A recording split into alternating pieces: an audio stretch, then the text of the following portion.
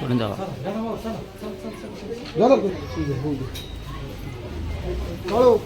बोलून तर पडून काय यायचं पट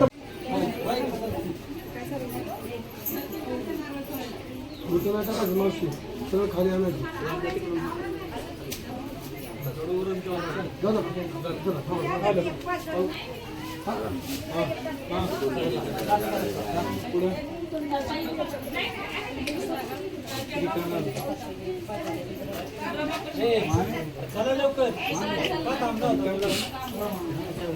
तर त्याच्यात काय राहते तर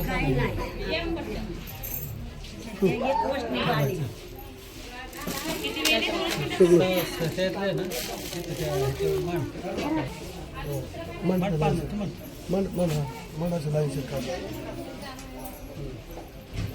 हिरव्या बांगड्या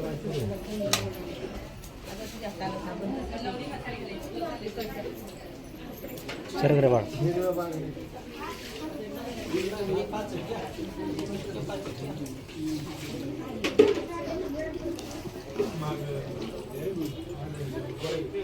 यश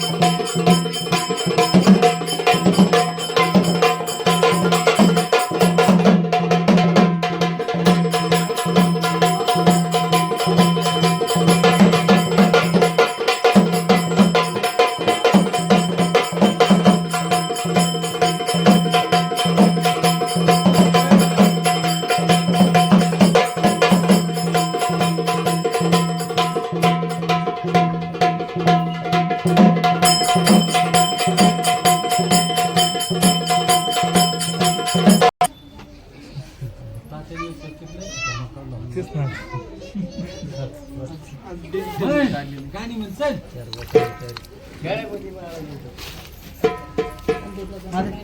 डबल पट्टी डबल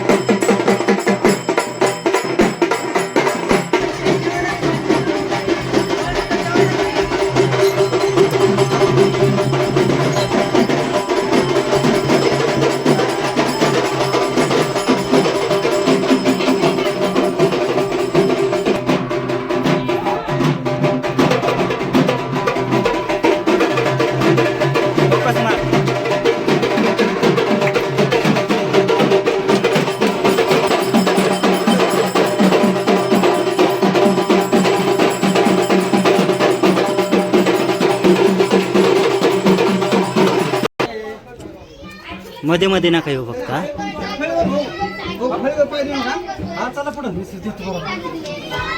फोकस मार रे.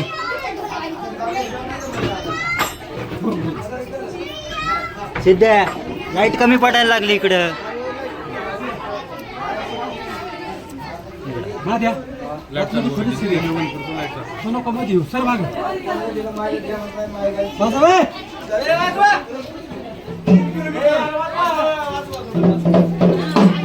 या.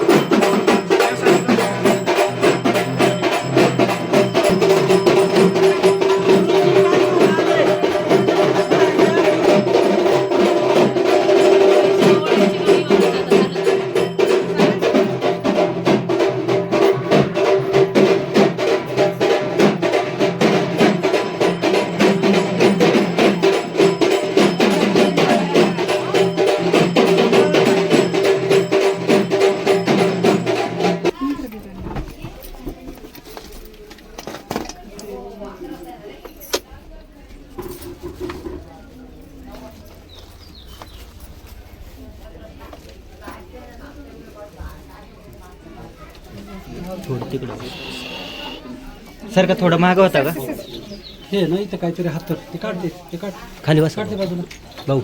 ते हातर सगळं तिथं काहीतरी हातर आणि त्याच्यामध्ये ना पारड्या ह्या इथं पारड्या घ्या इथं आणत चालले पारड्या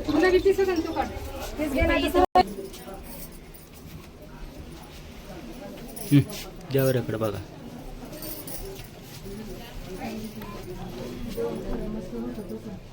ताई जरा डोकं बाहेर काढा की तुमचं. आत्या फुलांचे हार घे ना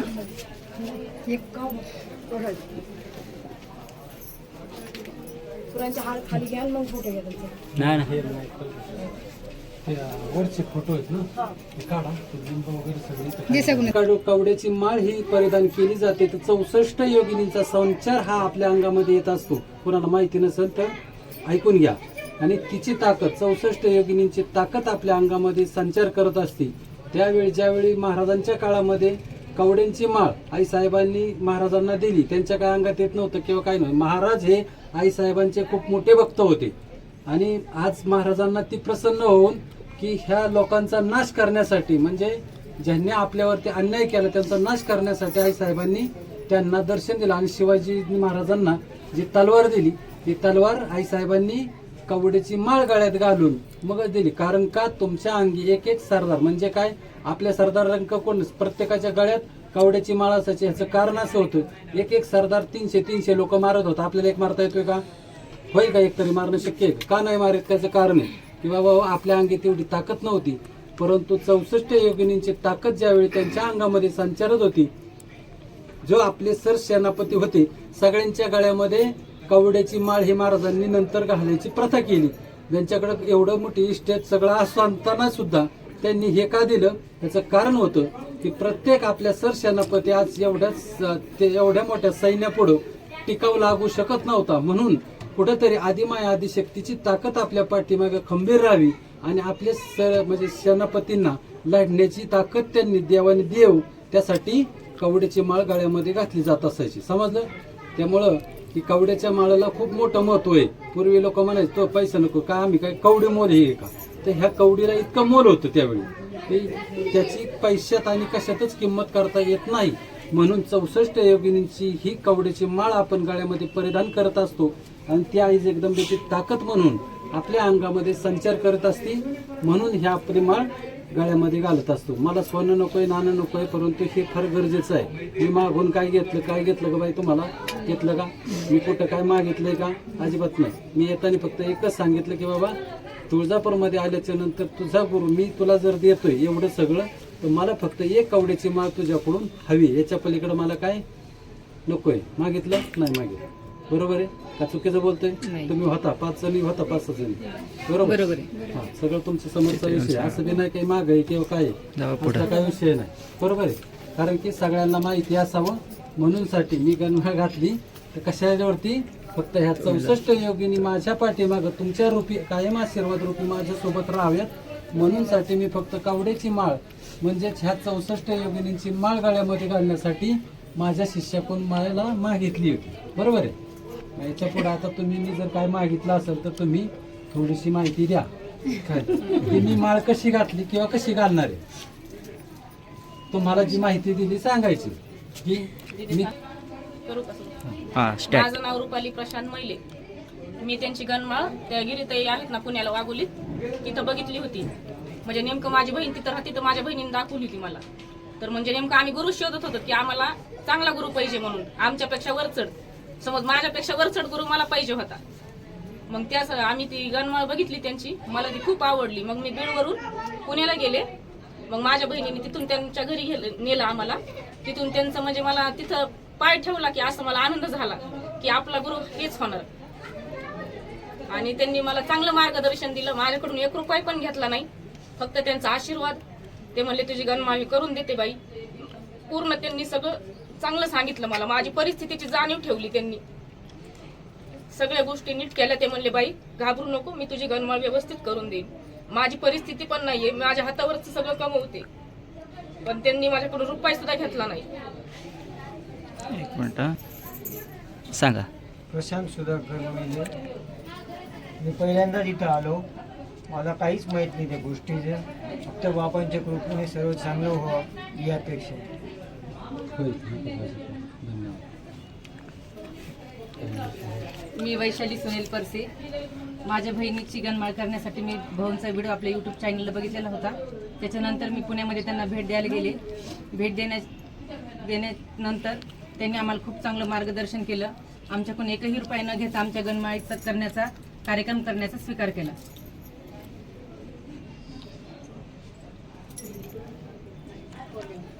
कर की भाषण तुम्ही कर बोला. थोडा. बोल. यांचं मार्गदर्शन बोला. मी विकास पवार. मी यांच्या गाडीवर गेलो ड्रायव्हर म्हणून, पण ह्यांच्याकडे काही नसताना सुद्धा ह्यांनी भरपूर मदत केली गुरुंनी. गुरु खरंच भारी. स्वतःच्या खिशातून पैसे टाकले जिथं. हा 1 मिनिट. हो ठीक आहे. 2 शब्द.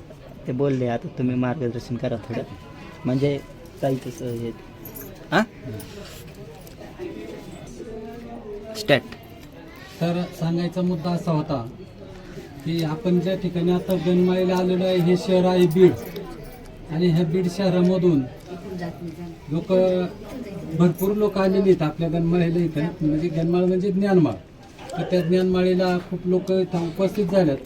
सांगायचा मुद्दा असा होता की ज्यावेळी ही म्हणजे माझी शिष्य आत्ता जे होणार आहे सुनंदा म्हणून, तर रुपाली सगुणा, तर जी ज्यावेळी आली होती त्यावेळी तिची समस्या खूप मोठी होती की आम्ही गुरु करेल तर असं करेल. म्हटलं बाई ग करण्याबद्दल मुद्दा नाहीये, परंतु तू 4 ठिकाणी जा, 10 ठिकाणी फिरून ये. जिथं कुठं तुला आवडेल त्या ठिकाणी तू गणमाळ करू शकते किंवा ज्ञानमाळ घेऊ शकते. ज्ञानमाळेचं कार्य असं आहे की जे काही साधी बोळी भक्ती जशी आपल्याला जमेल तशी आपण करावी. अगदी उच्च आणि किंवा खूप मोठ्या ह्याच्यात करावी अशातला काही भाग नाही. ज्या परिस्थितीमध्ये आपण आई हातरून पांघरून पाहून हातपाय पसरावेत त्या पद्धतीने, किंवा आईसाहेबांना मी विनंती केली की आईसाहेब जशा पद्धतीने तिला जमेल तशा पद्धतीने आपण करू. त्यातमध्ये तिची परिस्थिती नसतानाही सुद्धा आज तिची खूप गरिबीची परिस्थिती आहे की आता सध्या ती एका ठिकाणी दवाखान्यामध्ये कामाला आहे. छोटंसं काम आहे. एक 5-10 हजार रुपयाच्या वरती काय जे असतं तिला पगार नाही आहे आणि सगळं कुटुंब तिच्यावरच आधारित आहे. आणि एवढं करत असताना तिने पण खूप मोठं म्हणजे चांगल्यापैकी की देवांच्या बाबतीत ती कुठं कमी पडली नाही किंवा जे काय करण्याच्या बाबतीत ती पण कुठं कमी पडली नाही आणि पडणार पण नाही. आईसाहेब तिच्या घरी ज्यावेळी पाय ठेवला त्यावेळी आईसाहेबांनी तिला भरभरून द्यावं असं मी आईसाहेबांच्या चरणी प्रार्थना करतो. आणि गुरु म्हणून ते कायम तिच्या पाठीशी, आज जर तिने पाय धरलेत तर शेवटपर्यंत मी तिच्या पाठीशी असाच उभा राहील ही मी तिला ग्वाही देतो.